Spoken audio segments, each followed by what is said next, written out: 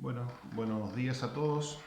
Yo estoy, filmando esta charlita en las vísperas de la Virgen de Fátima. Ustedes seguramente la recibirán ya en el Día de la Virgen, así que le encomendamos a ella los frutos de esta pequeña charla y que podamos realmente aportar algún granito de arena a las familias de nuestro colegio. La charlita es referida a algunas orientaciones para la familia y para nuestros hijos durante este tiempo de cuarentena, ¿no? De estar más en casa, ¿no? Donde hemos sufrido cambios bastante significativos, ¿no? A todos nos tomó por sorpresa, ciertamente nadie lo esperaba y nadie estaba preparado para esta situación. Y de repente tuvimos que ser papás, docentes a la vez, trabajadores y todo en casa, y todos a la vez y demás. Y entonces, bueno, muchas familias han podido adaptarse a estos cambios que han sido sustanciales y muchos otros no, han tenido varias dificultades, ¿no? Entonces hay muchos papás que se sienten saturados, colapsados por toda la carga de trabajo, digamos, con sus hijos. A veces son varios hijos, son 2, 3, 4, todos en cursos diferentes, con actividades diferentes, obligaciones diferentes, y de repente tenemos que convertirnos en docentes a distancia.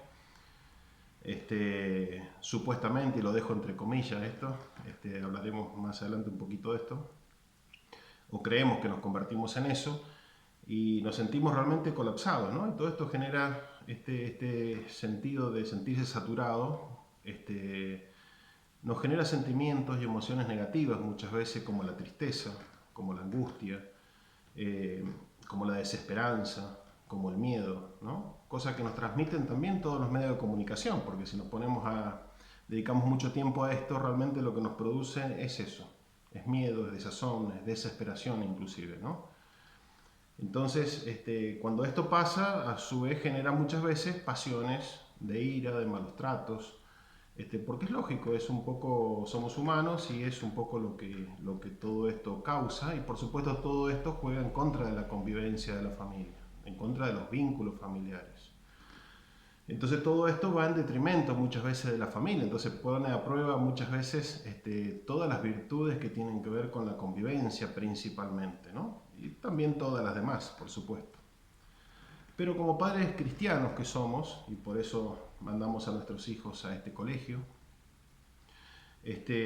por supuesto que debemos confiar principalmente en Dios, confiar en su promesa, de que todo lo que ocurre, aún lo aparentemente malo, como es esta peste y demás, y todas las consecuencias, todo ocurre para bien de los que aman a Dios. Si nosotros amamos a Dios, tenemos que poner toda nuestra esperanza en Él y saber que de todo esto tiene que salir, y Dios va a saber sacar cosas buenas para nosotros, para nuestra familia, para nuestro colegio, para nuestra comunidad. Entonces también en esta situación, que cada una la sufrirá por diferentes razones, a veces por aprietes económicos lógicos de esta situación, otras veces por la convivencia, por todo lo que hemos descrito, cada uno tiene una realidad diferente. Pero aún así, de toda esta situación tenemos que y podemos ser lo suficientemente inteligentes como para sacar cosas buenas para nuestra familia y poder darle incluso un sentido positivo a todo esto, ¿no? Entonces no digo negar el problema, negar la peste, negar todo lo que está pasando. Lo que digo es tratar de ver, como solemos decir, la mitad del vaso lleno. Entonces digo ver oportunidades buenas, positivas en todo esto que nos puede traer esta situación. Yo creo que es una muy buena oportunidad para volver de alguna manera al hogar. Quiero decir, no estoy diciendo volver a casa. Por casa se puede entender el edificio, ¿no es cierto? Lo que estoy diciendo es volver al hogar, a la convivencia del hogar, volver a la familia, volver a los vínculos, volver a funcionar como familia. Entonces, me parece a mí que una de las principales consecuencias agradables o positivas de todo esto es que al frenarse el mundo, al frenarse todo este trajín, toda esta vorágine que estábamos viviendo de correr todo el día detrás de lo urgente, es justamente cambiar el orden entre lo urgente y lo importante. Es decir, antes corríamos detrás de todo lo que era urgente, del día a día, de las urgencias, que hoy también las tenemos, no es que no las tenemos, pero todo esto nos tiene que servir al menos para darnos cuenta que poníamos a lo urgente siempre por encima de lo importante. Y debemos aprender algo de aquí, y es justamente que lo importante vale mucho más y tiene más urgencia que lo urgente. Es decir, corríamos todo el día detrás del tener, del poder conseguir lo que es el alimento, el vestido, el tener un poco más, detrás de todas las urgencias que por supuesto debemos hacerle, debemos ser responsables con eso, pero sin darnos cuenta y sin mala intención, ciertamente, descuidábamos todo lo que era realmente importante. Y dentro de estas cosas importantes podríamos mencionar muchas, voy a mencionar 2 o 3 nada más, que me parece que son las principales, para pasar después sí propiamente a los consejitos, digamos, ¿no? Lo primero es el sentido de nuestra existencia.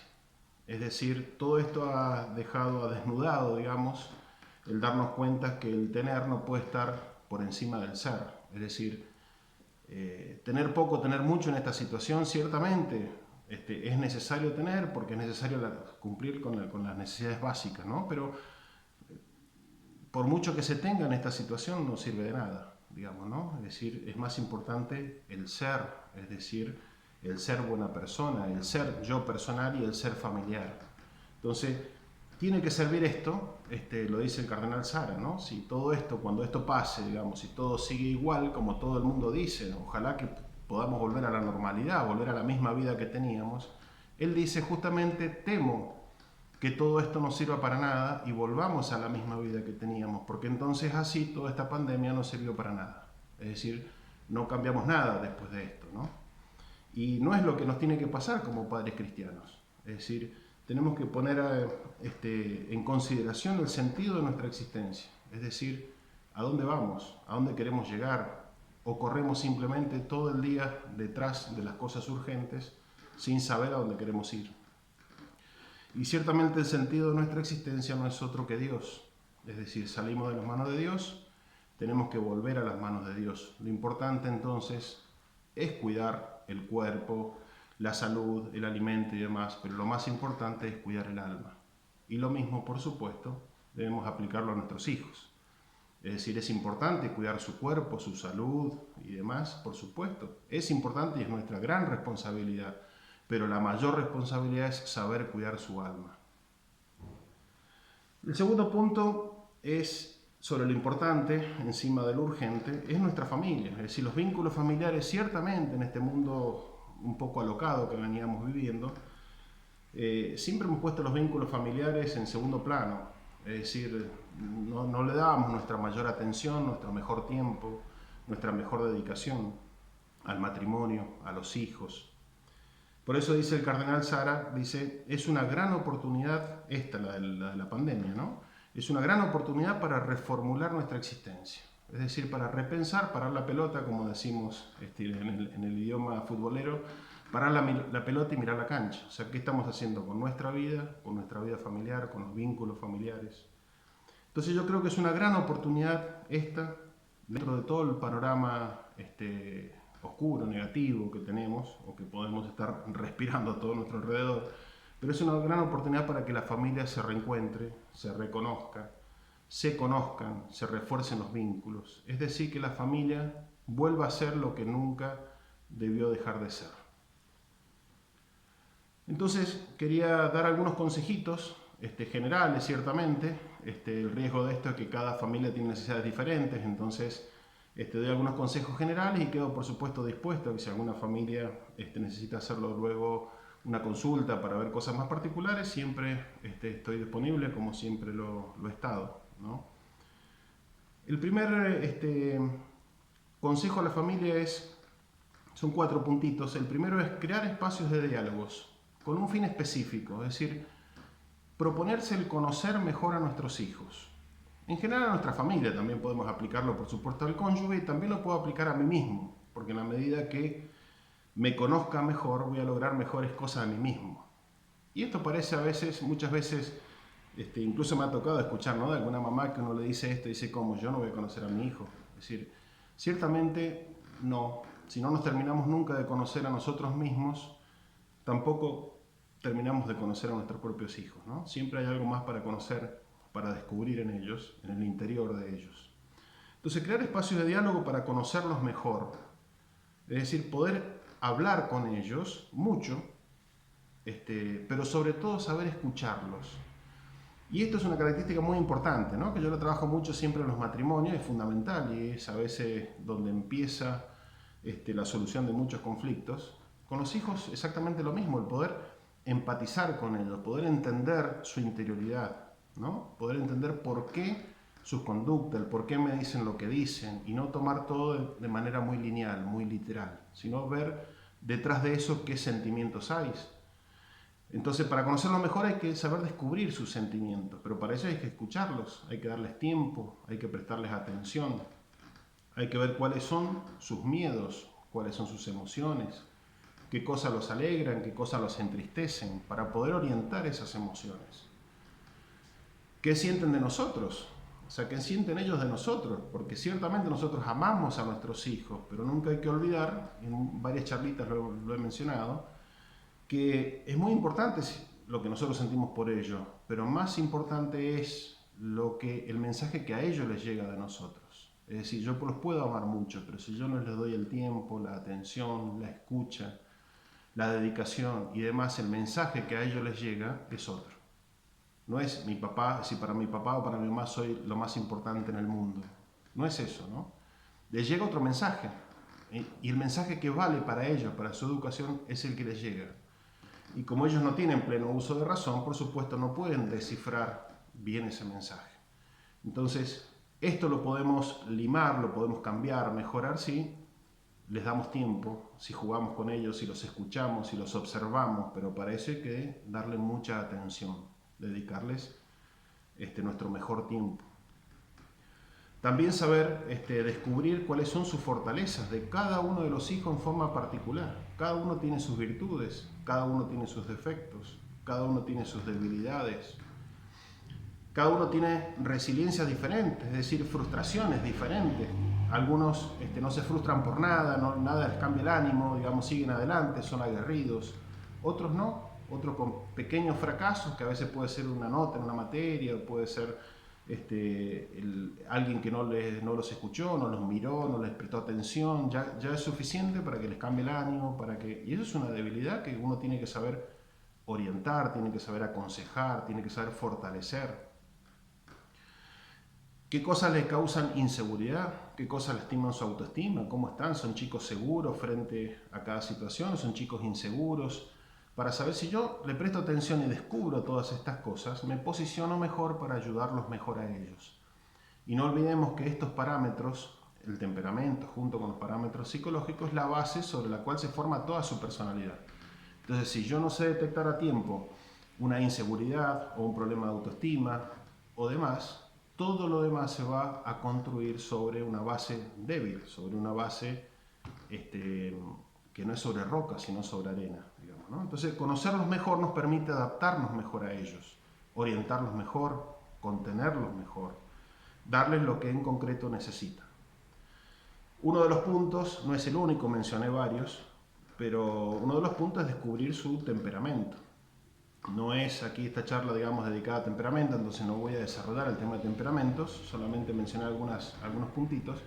Hay mucho en internet y quien le haga falta, muchos se los he dado ya, pero a quien lo necesite puedo enviarles el test para hacer un test de temperamento y demás, pero uno puede, simplemente observando a nuestros hijos, observando sus conductas y demás, puede descubrir muchos puntos de su temperamento. Principalmente menciono dos, pero hay muchos. Uno es el nivel de actividad, es decir, son chicos activos o chicos más bien pasivos. Esto nos puede dar mucha idea cuando yo lo descubro en mi hijo para cómo fortalecer o no su voluntad, o simplemente orientar. A veces les sobra voluntad a los chicos y bueno, hay que orientarla hacia el bien, pero a veces la voluntad falta. Cuando es temperamental, no hay que desesperarse, lo que hay que hacer es ocuparse y tratar de motivarlos, tratar de generarles actividades, generarles responsabilidades, empujarlos y a veces también, por supuesto, corregir con alguna penitencia y demás con el sentido de orientarlos en este eje del temperamento, ¿no? Pero para eso tengo que estar atento, ¿no? a su nivel de actividad. Es decir, es ese motor interno que los empuja o no a actuar. Y el segundo punto es la sensibilidad. Es decir, son chicos muy sensibles, hipersensibles, que todo les afecta, todo les cambia el ánimo y demás. Si yo lo sé descubrir, por supuesto, mi trato hacia él va a ser de una manera. Y si son chicos insensibles, que no significa que no tienen sentimientos, significa que no los expresan, pero los tienen, también me voy a posicionar de otra manera, voy a interpretar de otra manera sus conductas. Por ejemplo, no voy a interpretar como un desprecio cuando el chico no se emociona frente a una buena noticia que yo le doy, por ejemplo, ¿no? O si tengo una hija, por ejemplo, muy sensible y encima mujer, bueno, no la voy a retar con la misma dureza que quizás puedo retar a un hijo varón que lo necesita más porque necesita que lo empuje a ciertas acciones y demás, porque la voy a herir, porque la voy a lastimar. Pero todo esto me permite adaptarme a él si yo los conozco a los hijos, si los conozco mejor. Y este conocimiento no termina nunca, siempre lo puedo mejorar. Entonces es muy importante esto que les estoy proponiendo, al menos este tiempo que tenemos con ellos, ponernos como meta el conocerlos mejor, el conocerlos mucho mejor, a ver de qué manera yo me puedo adaptar mejor a ellos y no al revés, ¿no? Para orientarlos, para contenerlos mejor, para darles lo que en concreto necesitan. El segundo punto es, para que nuestros hijos estén mejor durante este tiempo, es el generar rutinas. Rutinas es decir, un orden en la casa, un orden entre las obligaciones de la casa, entre el cumplimiento escolar, entre el ocio y recreación y el tiempo libre que le podamos dar, que yo lo separo del ocio y la recreación. Y por supuesto también entre la oración y la formación cristiana, que como padre cristiano no nos puede faltar. Estas rutinas tienen que tener cierta flexibilidad, no tienen que ser rígidas, pero tienen que estar y tienen que estar impuestas de alguna manera de acuerdo a la edad de cada chico. Pero tenemos que tener ciertas rutinas para que ellos no se desordenen al todo y para cuando tengan que volver al colegio, a las actividades y demás, no lo sufran tanto. Entonces hay que establecer tiempos, horarios, espacios para cada actividad. También especialmente para el ocio familiar. El ocio hace referencia no a la pereza, ocio no es sinónimo de pereza como muchas veces interpretamos, sino a un parate físico, un parate de los movimientos externos para reflexionar, para dialogar, para recrearse y demás en familia. Es un tiempo entonces muy adecuado para esto. Por supuesto que no es fácil lo que hemos dicho y lo que estamos pidiendo. Requiere de mucha virtud de nuestra parte, requiere paciencia, requiere negación, dedicación, requiere caridad, de mucha esperanza y de mucha fe también, porque sin la esperanza y sin la fe, ciertamente muchas de estas cosas que hemos dicho, nos es más difícil orientarlos, interpretarlos o cambiar nuestra actitud frente a ciertas cosas, ¿no? Entonces, para esto también es importante, como tercer punto, tener algún tiempo para nosotros mismos, es decir, algún tiempo y espacio donde podamos nuevamente, pero ahora nosotros en forma personal, parar la pelota y mirar la cancha. Es decir, poder pensar, poder oxigenarnos, poder de alguna manera relajarnos, aunque sean pequeños tiempos, pequeños espacios, pero que podamos repensar qué cosas estamos haciendo con nuestra vida, con nuestro matrimonio y con nuestros hijos.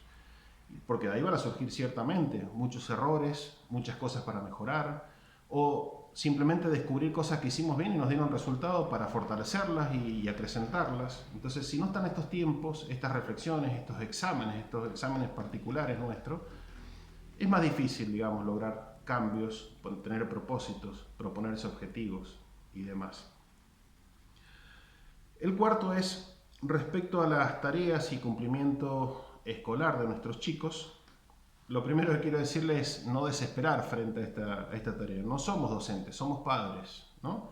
Que de repente tuvimos que convertirnos en un docente a distancia, digamos, ¿no? O sea, en un docente en casa, digamos, pero donde nos llega a toda distancia, donde ni siquiera sabíamos cómo utilizar los medios de comunicación para recibir las tareas, para subirlas, etcétera, etcétera, ¿no?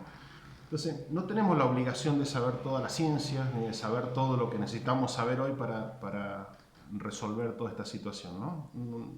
No estábamos preparados y no es la obligación. Entonces, no sentirnos mal por todas estas cosas que parece que nos superan, ¿no? Entonces, no estábamos preparados para esto. Entonces, hay que ocuparse sin angustiarse. Ocuparse, hacer nuestro mejor esfuerzo y lo demás, dejarlo en manos de Dios, por supuesto, hay que ocuparse. Segundo, pedir ayuda. Ciertamente, como digo, podemos dominar alguna ciencia, no todas, porque no somos docentes, mucho menos de todas las ciencias. Entonces, pedir ayuda, hablar con el docente, explicar las dificultades que tenemos para que nos pueda aconsejar, nos pueda guiar, nos pueda derivar quizás a otra persona, pedir ayuda a algún familiar, a algún amigo y demás que nos pueda resolver ciertas situaciones. Entonces, nuestra casa no tiene que convertirse en una escuela, tiene que seguir siendo un hogar donde la familia funciona como familia, y ciertamente en esta situación tiene que favorecer el estudio y demás, pero no convertirse en una escuela, ¿no? Entonces funciona como hogar y apoya la tarea escolar tanto como le es posible, pero siempre en el orden que hemos descrito, es decir, con un orden de rutina donde hay tiempos y espacios para cada cosa. Yo les diría que se comuniquen mucho, digamos, con los docentes, con familiares, con las personas que puedan ayudar. Y cuando uno se ocupa y le encuentra la causa a cada cosa, o logra encauzar, perdón, a cada cosa, evitamos la angustia personal, ¿no? La desesperación frente a no poder resolver una situación. Entonces, eso, lograr que nuestro hogar funcione como hogar. Ciertamente todo esto requiere un esfuerzo personal muy grande, requiere que nosotros mismos crezcamos en virtudes, crezcamos en nuestra actitud, digamos, frente a la vida, y cuanto mejor lo logremos en nosotros mismos, mejor lo vamos a lograr en nuestros hijos. Bien, hay muchos puntos más quizás para ver, pero bueno, me pidieron 10 o 15 minutos más o menos, ya estamos excedidos. Podemos en otra ocasión ampliar un poco más algunos de estos puntos. Espero que sirvan, cada uno tome lo que pueda tomar. Y quedo a disposición si alguna familia o alguien quiere ver algo en concreto para su familia y demás. Estoy a disposición, podemos concretar a través del colegio una reunión, digamos, quizás por los medios, por estos mismos medios. No hay ningún inconveniente, siempre estoy a disposición. Bien, en nuestro día, que es el día de la Virgen de Fátima, les deseo un feliz día de la Virgen y que sea ella la que nos oriente y nos guíe como familia, como papá, como matrimonio y como cristianos en esta vida, y que sepamos realmente poner y vivir, no solo mentalmente, sino vivirlo realmente en concreto, lo que es importante de verdad frente a lo urgente. Muchas gracias y un feliz día para todos.